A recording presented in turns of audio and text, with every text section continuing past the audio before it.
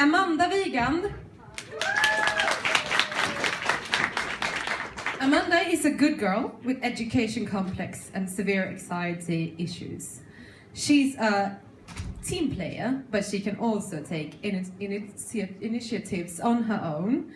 Amanda wishes there were horses small as cats and likes to write surrealistic short stories, preferably with erotic undertones. Please, Anna Nordlund! A good girl with inferiority complex and severe anxiety issues. She can keep many irons in the fire and thrives in a fast-paced environment. Anna wishes she had magical powers and she believes that she lives in the future. She prefers to write Dadaist society criticism and romantic epic poems. That's me. Yeah. Well, anyway, European Championships in Portugal. Oh my God! Like, I'm so excited to be at the European Championship. I've actually never been to a European Championship before. Have you been? Me neither. Actually, never been to a European Championship. And I couldn't understand it because I just feel like this is my natural habitat. I'm supposed to be at the European Championship. I thrive in this environment. Me too. I love it in a European Championship. We should really go to another one. Yes, we should. Soon. Yes. When?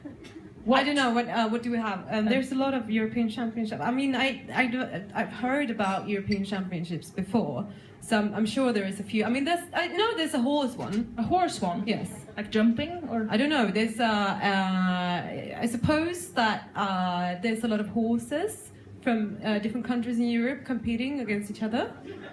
In what? Well, being horses, I guess, because it's what other.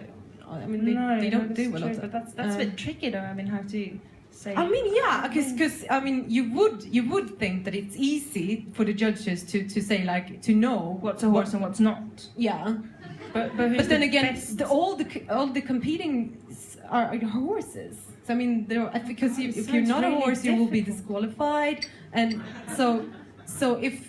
So then the judges will decide who's the most horse. I don't know. It sounds silly. It sounds silly, but it also sounds kind of brilliant. Because we love horses, don't we? But there's also this other one called like the Optimist European Championship. What? So you can actually compete in being an optimist? No. It's not about being an optimist. It's actually like an optimist is these tiny boats. So you just, I don't know, you are in a So the boats are really, really happy? I would be happy because the thing is I googled this because I googled European Championship in order to know how to behave. And then I found this Optimist European Championship and the venues looks brilliant. Like they have a sea view obviously and lots of big windows and like big halls with really fancy porcelain. So and it's really everything. upper class. I think so. It must be right? rich people in tiny boats, being. So we have a bunch of rich people in tiny boats being really happy, and also kind of perhaps the rich people's children, because the boats are tiny, like super tiny. Okay, so we have a bunch of really, really tiny people in tiny boats in a puddle going around. Well, I'm so happy. I don't think the boat will fall over. And, yes, and being rich, yeah. So who's winning then? The most rich, happy, rich, smallest boat. Boatis. I don't know. I think we should go with a horse. Let's go. I mean, we love horses. All the European Championships, they're really like the rules are really. I don't understand. Well, perhaps we should continue with our own. Oh, what's the next International World European Championship Universe. in Crap Art Universe Sweden International Championship. World record. Because it's this dystopia. Oh, this is so heavy. Okay, so I'm going to. Since it's a dystopian poem, I need to stand on a chair. Okay, of course. All right. Okay.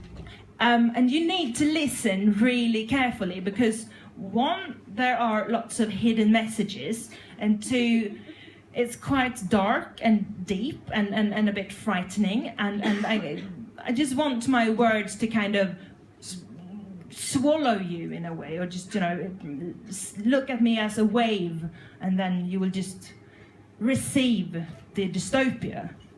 Yeah? Is that good? Yeah, I think so. Okay. So since it's a dystopian poem, it's called The End of the Worlds. The luminous light was not something I glanced upon whilst dreaming. The slippery steps was not something I climbed whilst sleeping. Sister, brother, sibling, sibling. Do you hear me calling from the other side of the big cloud of nothingness? Are we going down together into the fiery pits of hell? Sibling, sibling. The luminous light was not something I glanced upon whilst dreaming. Mother, father, parent, parent. What if we are riding the golden chariot of disappointing darkness? What if we can never look back? Parent, parent. The slippery steps was not something I climbed whilst sleeping. Friends from before and today and tomorrow. Friends from the past and the present and the future. Friends from yesterday and now and after. Childhood friends, adult friends, aging friends. Hold me in your arms, stroke my hair, look me into the eyes and believe me when I say, the luminous light was not something I glanced upon whilst dreaming. The slippery steps was not something I climbed whilst sleeping. What if we can't take it back? What if it's lost forever? What if it never were? The luminous light was not something I glanced upon whilst dreaming. Thank you.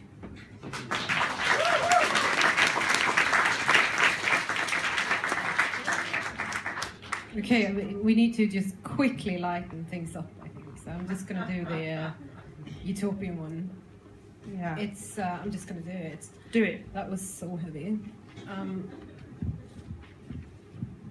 Okay, this is actually, it's not a true story, but it is from a dream that I had. And so it's a true story from the dreamland. And it's actually, I woke up and I just went to the computer and I just wrote this poem down. So it's actually kind of your subconscious have written a poem. Yeah. Wow, that's so this so is actually cool. my subconscious. Okay, where is it? Did you lose it? No, it's right here. Okay, so this is about all the women that I love, and it's the best dream that I've ever had. It's called The Dream. It was summer forever, and I was with you, my love. We had a big house in the summer, and I was with you, my love. The cats were there in our house in the summer, and I was with you, my love. The door was open for the cats to run in and out of our house in the summer, and I was with you, my love. Hundreds of kittens came running with the cats into our house in the summer, and I was with you, my love. The kittens were everywhere with the cats in our house in the summer, and I was with you, my love.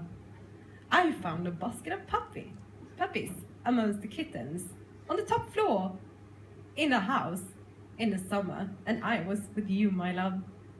Oh.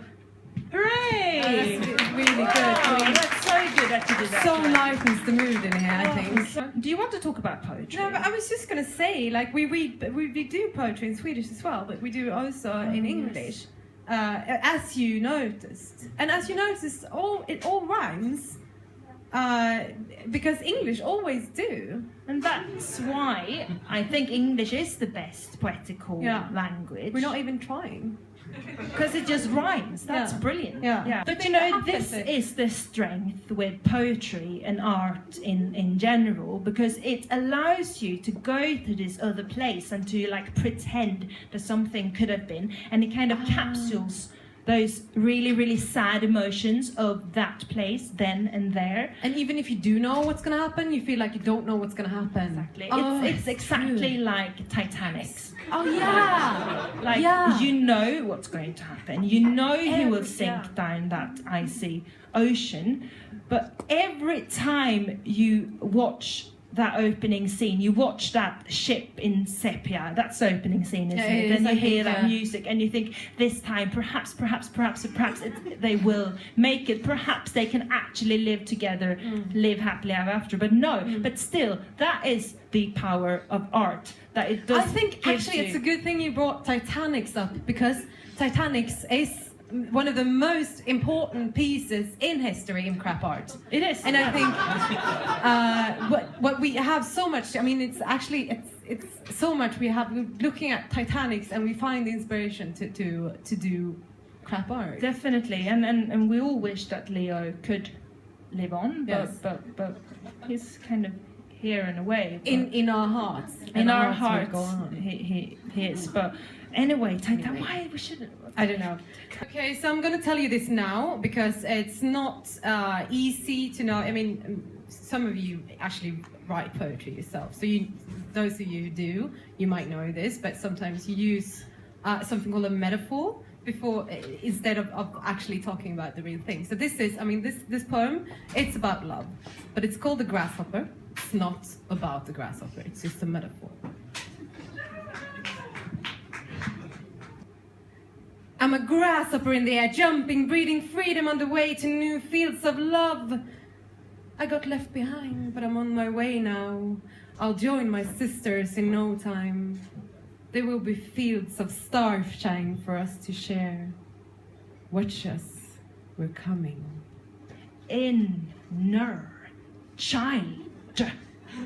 Do not speak to me in a language you do not really speak. Do not see me with eyes you don't really have. Or talk about this inner child of mine that's quite obviously suffering from abuse. And also, it's a bit of a bastard, really, in all aspects. About the concept of art, she said to me. About the concept of art.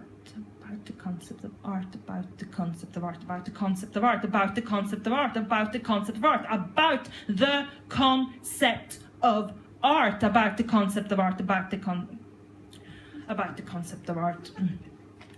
We're quite finished here, I suppose.